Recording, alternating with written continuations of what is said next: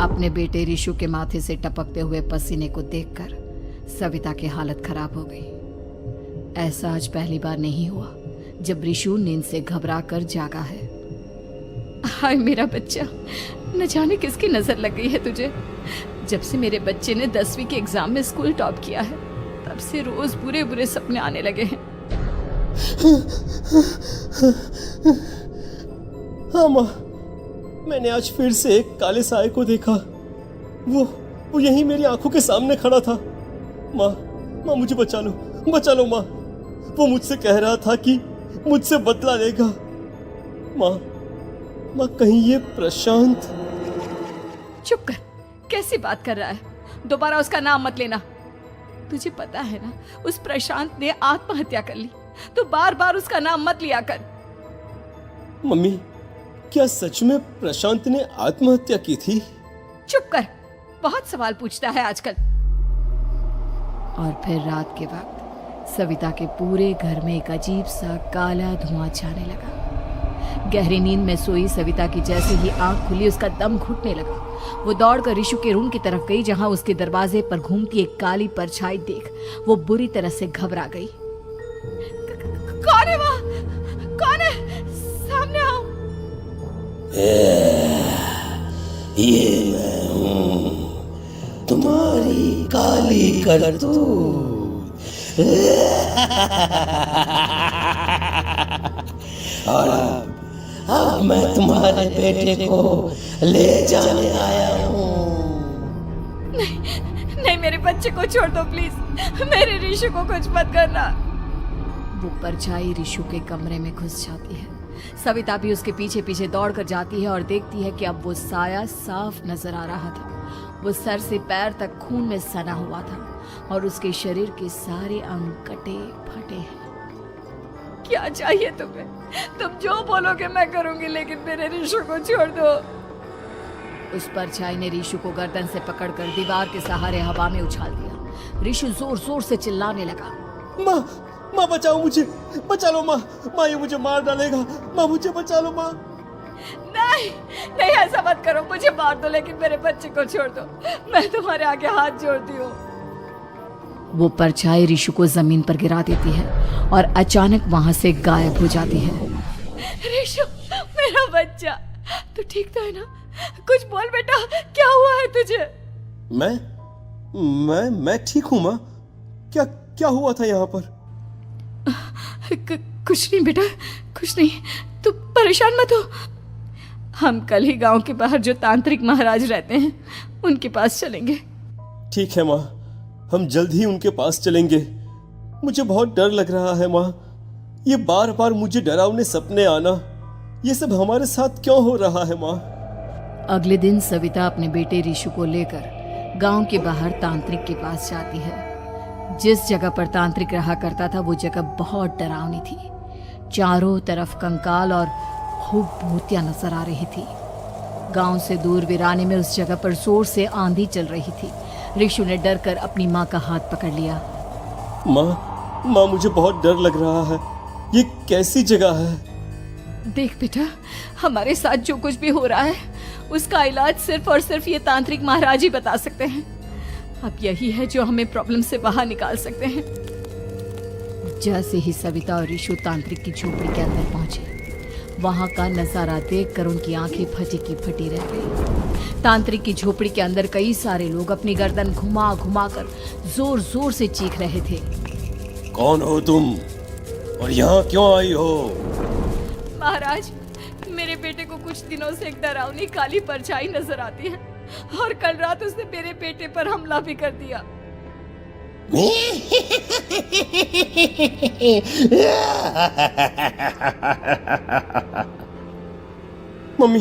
Mummy हमें यहाँ से चलना चाहिए।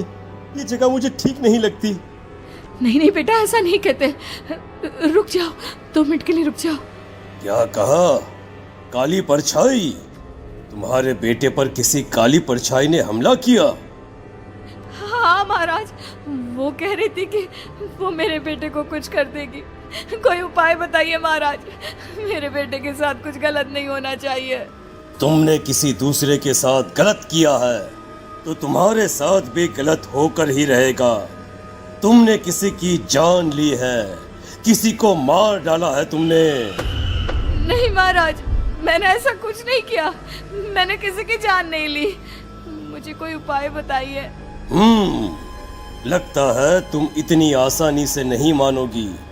मैं तुम्हें अभी उस काली परछाई से मिलवा देता हूँ और वही सारा सच तुम्हारे सामने लेकर आएगा। सविता और ऋषु ने डर के मारे अपनी आंखें बंद कर ली। तभी अचानक तांत्रिक की झोपड़ी में अजीबोगरीब आवाजें गूंजने लगी। सविता और ऋषु बुरी तरह से कांप रहे थे। आंखें खोलो और अपने सामने देखो। क्या यही है वो जिससे तुम कल रात को मिली थी? बताओ मुझे। हाँ, इसने कल रात मेरे बेटे के ऊपर हमला किया था। ये उसी लड़के की भटकती हुई आत्मा है जिसे कुछ दिन पहले तुमने मार डाला था। मम्मी ये महाराज क्या कह रहे हैं? क्या सच में आपने किसी की जान ली है, किसी को मार डाला है? अगर हाँ तो बताइए ना मम्मी, किसको मारा है आपने? किसको? तुम्हारी माँ इतनी आसानी से सच नहीं बताएगी बेटा। इसने एक बच्चे की जान ली है। कहीं उसका नाम प्रशांत तो नहीं महाराज? वो मेरा दोस्त है, मेरा मतलब मेरा पड़ोसी है। सही पहचाना। देखा सविता, तुम्हारा खुद का बेटा भी जानता है कि तुमने किसी के प्राणों की बलि चढ़ा दी और इसीलिए अब उसकी बुरी आत्मा तुम्हारे घर में भटकती है। मुझे माफ कर दीजिए महाराज, मुझसे बहुत बड़ी गलती हो गई। प्रशांत हमारे पड़ोसी का बेटा था। हर बार उसके नंबर मेरे बेटे से ज्यादा आते थे और इसलिए मैंने उसके कमरे के बाहर काला जादू किया था, पर मुझे नहीं पता था कि वो मर जाएगा। तुम्हारे उसी काले जादू वाली गुड़िया के अंदर एक बुरी आत्मा थी जिसने उस बच्चे के दिमाग पर बुरा असर कर दिया और उसी की वजह से उस लड़के ने अपनी बालकनी से कूदकर आत्महत्या कर ली। इसकी वजह सिर्फ और सिर्फ तुम हो, तुम। नहीं महाराज, जो कुछ भी हुआ मुझे नहीं पता था कि प्रशांत अपनी जान दे देगा। प्रशांत की आत्मा इस वक्त तुम्हारे सामने खड़ी है, हमसे बात करना चाहती है। बोलो क्या कहना चाहते हो? मैं जीना चाहता था, बड़ा होकर कुछ बनना चाहता था। आपके बेटे से मुझे कोई परेशानी नहीं थी। अरे वो तो मेरा अच्छा दोस्त था। मुझे माफ कर दो बेटा, मुझसे बहुत बड़ी गलती हो गई, मुझे माफ कर दो। माफ करने से मुझे वापस जिंदगी नहीं मिल जाएगी। मेरे माँ बाप आज भी मेरे लिए रोते हैं। आपने मेरे साथ बहुत गलत किया है, बहुत गलत। और तभी अचानक प्रशांत की आत्मा वहां से गायब हो जाती है। सविता जोर जोर से रोने लगती है। सुन लिया तुमने? ये तुम्हारे अपने ही किए हुए पाप हैं जो इस तरह से तुम्हारे सामने आ रहे हैं। माँ, ये आपने अच्छा नहीं किया। सिर्फ 10th बोर्ड के एग्जाम में मैं टॉप कर पाऊं, इसलिए आपने मेरे दोस्त के ऊपर काला जादू कर दिया। नहीं मम्मी, नहीं, अब हम कभी खुश नहीं रह पाएंगे, कभी नहीं। मेरे दोस्त की आत्मा को कभी शांति नहीं मिलेगी मम्मी, कभी नहीं। लेकिन मैंने जो कुछ भी किया सिर्फ तुम्हारे लिए किया। वो लड़का हमेशा फर्स्ट पोजीशन पर आ जाता था और इस वजह से हमेशा तुम्हारे मार्क्स कम पड़ते थे।